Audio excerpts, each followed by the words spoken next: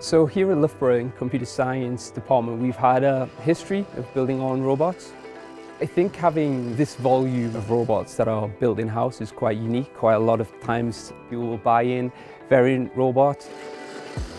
We use the latest embedded device, the Jetson Orin Nano. We design all the robots ourselves from scratch. So we source all of the components, designed that chassis, designed the sensor kit on there, and assembled all of the robots in-house. Because we have 50, that's quite a large amount of robots to kind of maintain. So having something that we can easily maintain through 3D printing, where if we have a breakage or something, we can print it.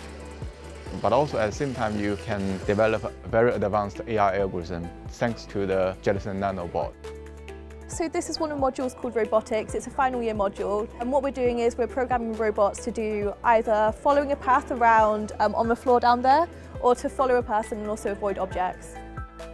For this robotics lecture, we do go into the lecture hall and we are taught a lot of the theory behind this. But what's great is we can then come here for 2 hours a week and play around with what we learnt in a practical sense, put the code that we've learnt in the lecture onto the robot and see how the robot actually behaves.